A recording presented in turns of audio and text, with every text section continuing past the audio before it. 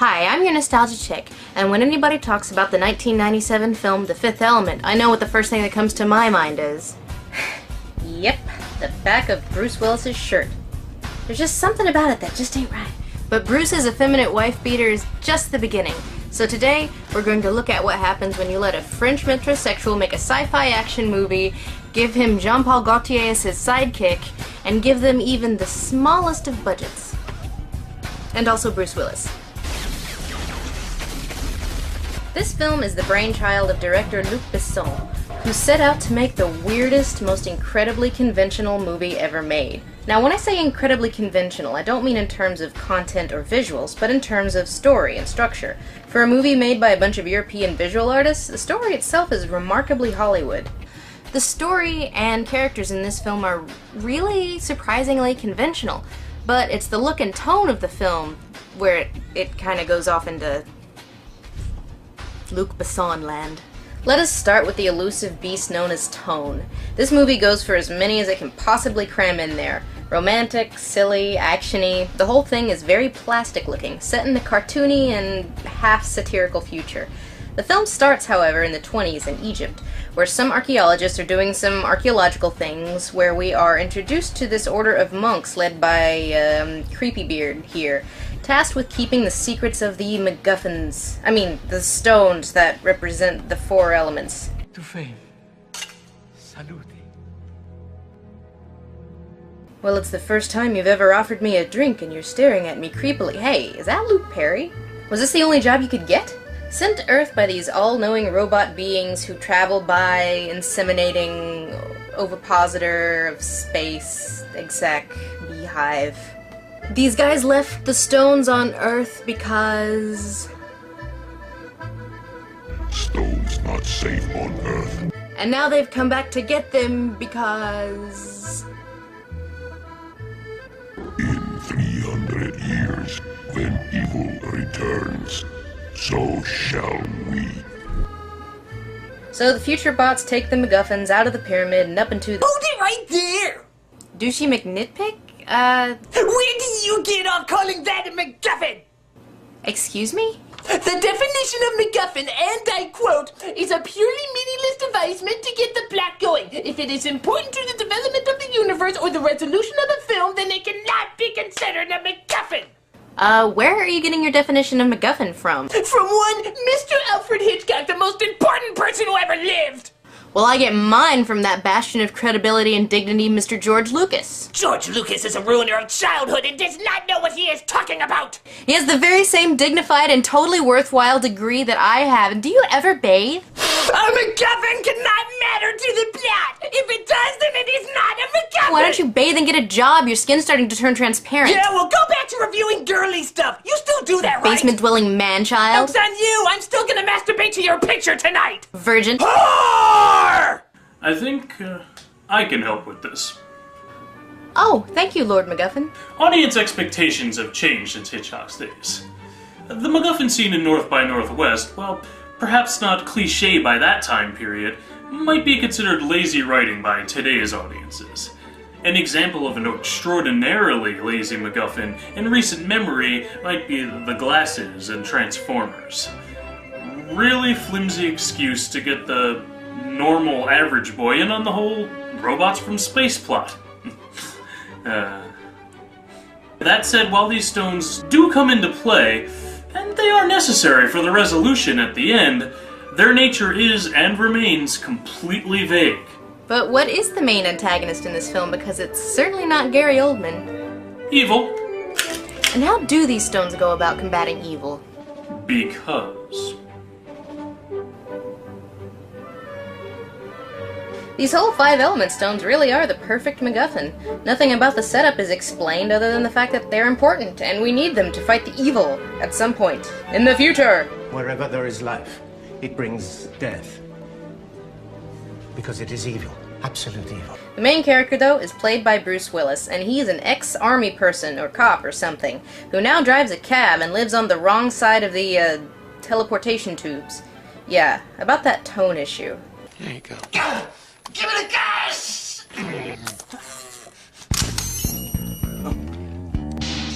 You really want to have Seinfeld music to denote victory? The fifth element, we are told, is Lilu here, played by Luc Besson's then-child bride, Mila Jovovich. To be fair, I think she did a really good job at being exactly what he wanted her to be. Fragile and badass, cute and intimidating, childlike and extremely hot. We're first introduced to her when these aliens come back and then get blown up by these guys. Well, they're evil henchmen or something. Lilu was on this ship, and according to the Doctors of the Future, the few remaining skin cells she has alive are enough to bring her back from the dead. The compositional elements of his DNA chain are the same as ours. There's simply more of them, tightly packed with infinite genetic knowledge. So you can determine all this shit from DNA, but you can't determine gender. Oh wait, it's a chick! Put on the sexy, revealing thermal bandages of the future! I'd, like to take a few pictures. Yeah, I bet you would. She, of course, wants out, as she can sense bastard in the room. And how will she make it through that wall of tinfoil? The movie's not even trying to disguise the fact that it's tinfoil. Again, style over substance doesn't mean you have to go overboard in the budget. And running out into the city of the future, Lilu soon finds herself having fallen right into Bruce Willis's cab. What are the odds? Any survivors? And is he macking on her? She just fell through the roof and he's like, "Oh, well hey." I guess this happens with some regularity. The chase scene that ensues is clogged up with no small amount of product placement. Hey, it's French co-production. Checks don't write themselves. I don't know, but I really want a French fry. Mila leads Bruce Willis to Bilbo, who was her contact on Earth. She just dropped in on me. Started speaking this bizarre language. It's not bizarre. It's the divine language. That doesn't mean it's not bizarre. Stolen? Who in God's name would do such a thing? One thing's for sure. He's got a popped collar. This guy's name is Zorg. No, Zorg. 500,000. You're thinking that I look silly, aren't you? He's an antagonist. Though not the big bad, that's the pure ball of evil in space. Gary's working for the ball of evil for reasons I was never clear on. This case is supposed to be full. Anyone care to explain? He's southern and gay and has half of Alan Cummings' haircut from Cabaret. As a bad guy, he's got too many comic relief moments to appreciate his evil. He gets dopey music employed on him a lot.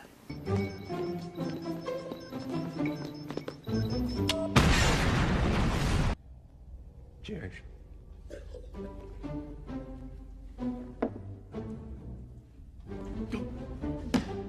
You're a monster, Zorg. I know. Clearly, since he has standards and some sort of moral compass, what was the point of this scene? Because Bruce Willis makes a career of playing characters of I used to be a badass and now I'm trying to be normal, he gets tasked with going to this cruise ship planet called Lost in Paradise, which I guess stands for F***ing Lost in Paradise or something. Anyway, I'm a big fan of manly Princess Lady Leia. And of course everybody wants his tickets to this place, including Lilu and the bad guys. I was so afraid I wasn't going to make this flight, so I sent David here to come and pick up my boarding pass. Aw, sending someone else to get your boarding pass. This movie is so pre-9/11.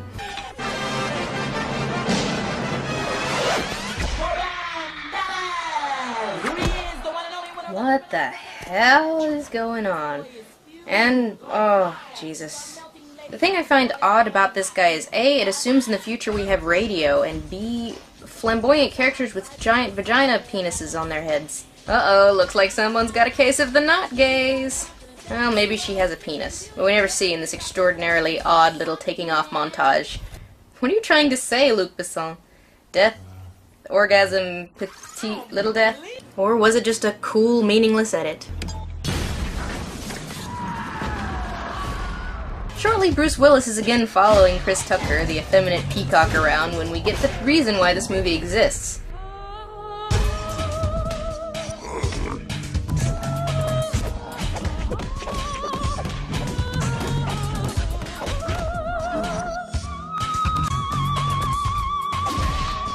And of course I mean this scene. Besides the music and the way it's edited, the fact that they apparently used 5 different sopranos to get the diva's voice the way they wanted it.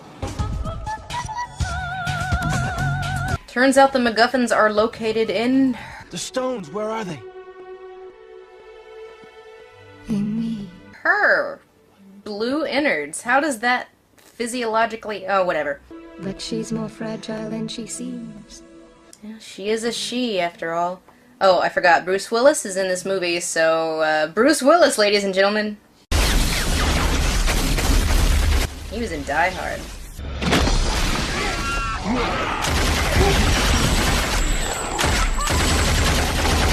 You got Jean-Paul Gaultier doing your wardrobe. You're gonna get the gayest action movie ever.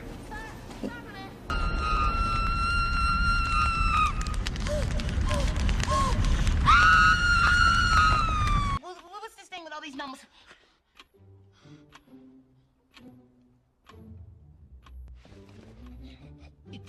There's that damn goofy music again. Way to diffuse tension, movie.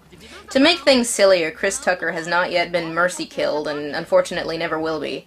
But somehow our ragtag band of ragamuffins get off the planet and heads back to the Earth. And this is where the truly idiotic happens. See, Lilu gets curious about war, motivated by what, I'm not sure, but she looks up the definition and she learns about war and loses the will to live because she's a woman. These pictures have no context for her, but they're still horrifying.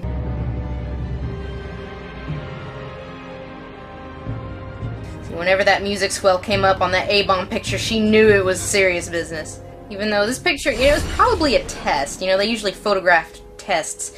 Meanwhile, by the time we get to Egypt and accidentally discover how the stones work, no one notices that she's having an existential crisis over here. What's the use of saving life when you see what you do with it? Right, but there are some things, very nice things worth saving, some beautiful things. Look, I'm just trying to get you to say you like me. Like love. Just say you love her. You don't have to mean it, just say it. I need you. I need you very much. Why? Yes, yes, whatever, woman, god damn it! Tell her, Corbin. Please, you need me. Alright, she has to fucking beg him to say I love you, even though he's known her for like a day and a half. And he can't do it on his own, has to do it when everyone's almost dead, just like a man. So I guess the fifth element is... heart. Mati was unavailable for comment. And so the movie ends with them in like a tube, doing it. They just doing it. And that's the end of our movie. This is an interesting movie, and a fun movie, and it seems like most people like it. To me, the thing I take away from it the most is that the plot is pretty forgettable, but it's the tone and the look of it that sticks with you for a long time. Especially with that little acting job for poor little Lilu. It's fun, simple, stylistic, and definitely worth a rewatch. And it tells you that there's not necessarily anything wrong with style over substance.